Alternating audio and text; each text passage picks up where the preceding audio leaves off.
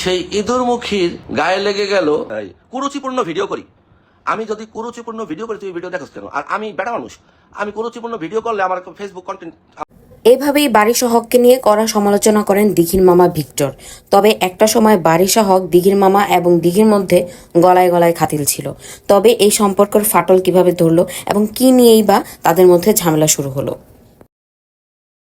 সম্প্রতি একটি অ্যাওয়ার্ড দেওয়াকে কেন্দ্র করে বারিশা হক এবং অন্য এক ব্র্যান্ড প্রমোটর লিওনা রহমান, পাশাপাশি তনির সাথে তো অনেক দিন ধরেই ঝামেলা পোহাচ্ছেন বারিশা হক।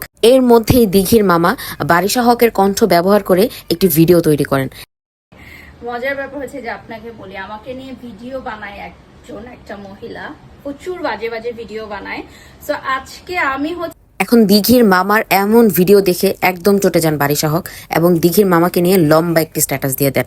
ওই স্ট্যাটাসে বারিশা হক বলেন, দিঘির মামা আমাদের সবার কাছেই সম্মানের এবং আমরা সবাই ওনার কাছে স্নেহের। তবে দিঘির মামা কয়েকদিন ধরেই দেখছি কুরুচিপূর্ণ ভিডিও তৈরি করছেন মিডিয়া ইন্ডাস্ট্রির অনেককে নিয়ে, যেটা আসলেই দৃষ্টিকটু।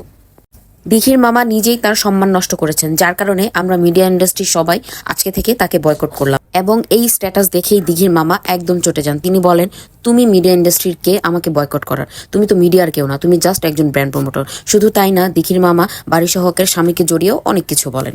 পুরুষ বানাইছিস, তোর জামাই তো বেসিক্যালি পুরুষ না। তারপরে তোর জামাই আবার ওই তনিয়াপুর জামাইরে বলে।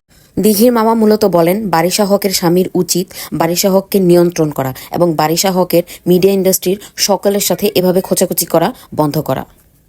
তো ভিউয়ার্স, দিঘির মামা এবং বারিশা হকের পাল্টাপাল্টি এই জবাবে আপনার কি বলার আছে আমাকে কমেন্টে জানান। Thanks for watching. নিজে একটা রেস্টুরেন্ট খুলে জামাইকে